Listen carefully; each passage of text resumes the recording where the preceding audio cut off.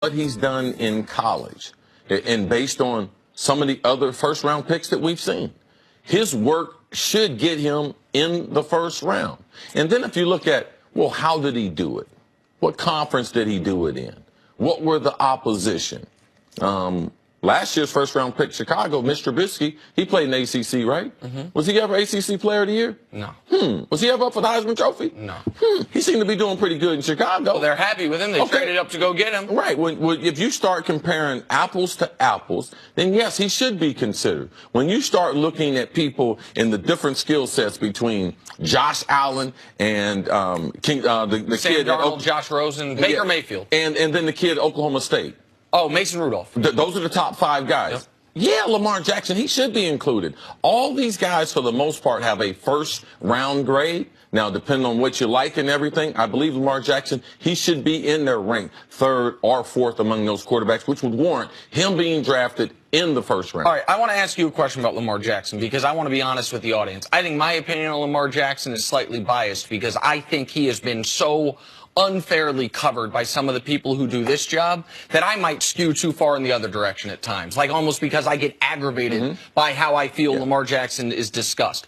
You believe he could be or should be worth a first-round pick, but you also see some, I don't want to say flaws, but some holes in his game, some places that he absolutely needs to improve. By the way, you see that different types of areas with every quarterback. That's why there isn't a consensus, obvious number 1 pick. You've talked a lot about him going to the right team. Let's set that aside. If you were his quarterback coach, if you were a coach with him, and you would say the one thing you need to improve on the most right now is what? Accuracy.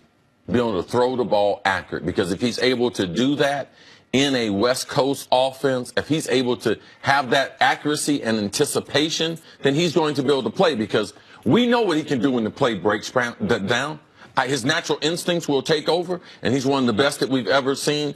But I need to be able to train him as a pocket passer, and the only way you become comfortable passing in the pocket is when you get completions and you're accurate throwing the football. But of all the intangibles, isn't accuracy the hardest one to say? You need to get better at accuracy. Yeah, well, that's the reason why we have him in the first round. That's the reason why we're getting ready to pay him a lot of money, is because of that accuracy. And the difference between the great ones and the good ones, the difference between college and the pro, is the ability to be able to throw in anticipation and also throw into smaller windows. I think another reason to be bullish on Lamar Jackson is you have seen what smart coaches are willing to do with dynamic playmakers at this position. Just look at the offense the Houston Texans ran the last 3 years, and then look at the offense they ran the half dozen games Deshaun Watson was out there. They have no resemblance to each other. Bill O'Brien on the fly adjusted and said, we are going to make an offense that best suits your specific skill set. Now, we're not going to go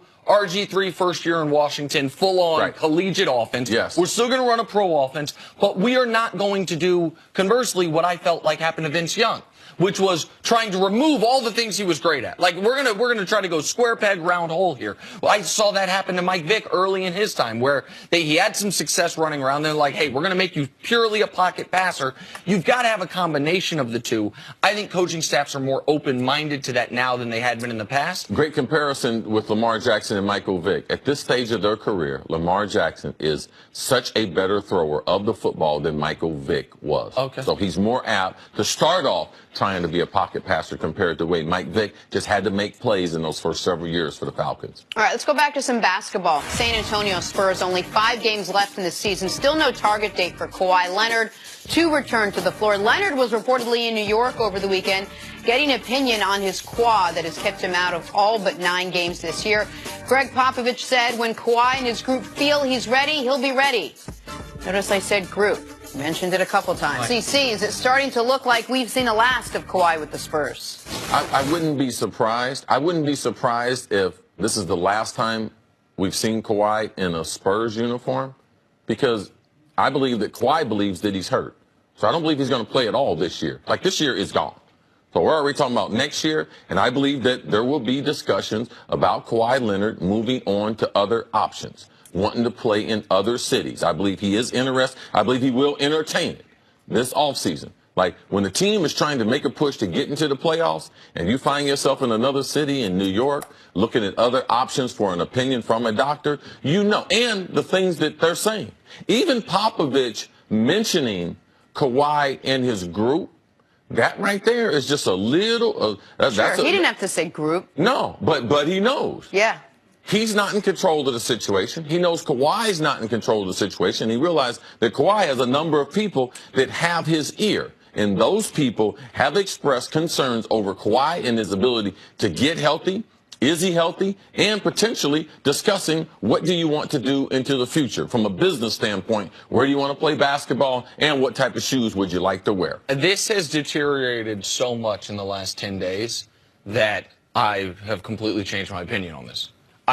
2 weeks ago, I said, I thought about it. The Spurs are not going to trade one of the 8 best players in the world, not a guy that they know they can offer exponentially more money than anybody else can. They will have the hammer in that regard. We know he's a guy who hasn't made a ton of money off the court, endorsement-wise. One of the things he's been unhappy with is the fact that he's only making, amazingly, $500,000 a year from Jordan Brand when he sees a guy like James Harden, who I'm sure he thinks he's better than, making literally 40 times that per year from Adidas. Like, excuse me, how much is that? So Harden's making $20 million a year from Adidas. He's making $20 million. Yeah, because I got my friends out there watching. They okay, yeah, a lot more. They're grabbing their phone, doing the calculator.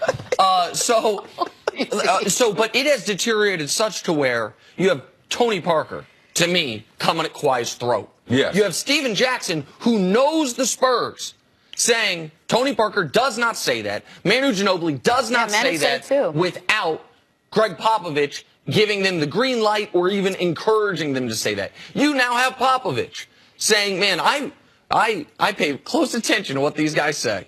And when he says Kawhi and his group and keeps talking about his group, that group, he's not talking about his mom and dad. He's talking about his circle, his advisors, who I'm sure deep down Popovich feels like have caused some of this rift. There is so much to do with what we saw going before the year about, is Kawhi unhappy there? Does Kawhi want to go somewhere else? Like all of that, I think that has led to this. And I think that has built up to this. And then you also have, CC, the idea that I think some people have that the Spurs are putting their own team records ahead of the health of the player. Right? Their own team records, something you brought up before the show. Right. That's one of the latest things is San Antonio has an unbelievable streak of winning 50 games. They've won 50 games every year since the season was 50 games because of the strike. And even more importantly, a streak as far as making the playoffs. 20 years in a row. And there are people amongst Kawhi's group that question, what's more important to you, Pop? Is it the winning 50 games? Is it the playoff streak? Because they're in jeopardy of missing the playoffs. Now, they've turned it on a little bit here of late. Yesterday's win was a huge win. And is that more important than Kawhi's overall health?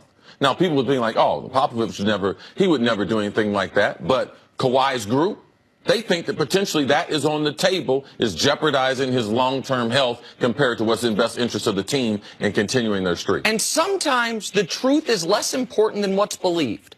I don't know if Pete Carroll and the Seattle Seahawks threw the ball instead of handing it to Marshawn Lynch because they wanted Russell Wilson to win MVP and they didn't want Lynch to face the team.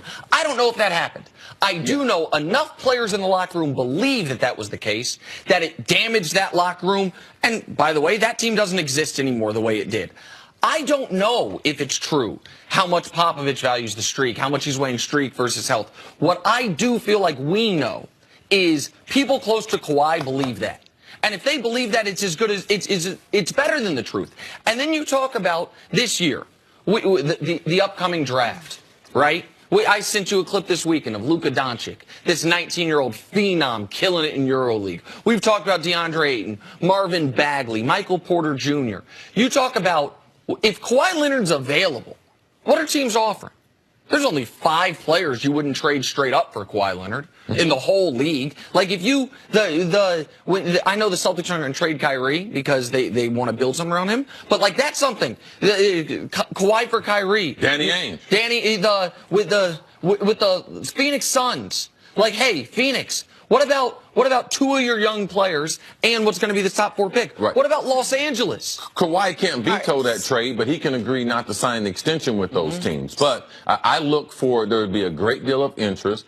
I wouldn't be surprised if Kawhi did not play in San Antonio. We've seen him the last game there. And I wouldn't be surprised if Boston, New York, and watch out for the Los Angeles Lakers be involved in bidding to try to obtain the services of Kawhi. For the first time, this is what we're saying, because all season long, I think we all thought that there was a window there for him to come back, sign this max deal with the Spurs, and $200 million and to be dangerous in the playoffs. I think. Man, I don't think he's playing again this year. Yeah, well, we as the group, we couldn't. I mean, Kawhi and his group, they couldn't speak out until the end of the season. Spurs need to win the next 5 games to get to 500. They got to go to get to 50 wins. They got to go 5-0. Coming up, is there trouble brewing with the New England Patriots? It's next on First Things First.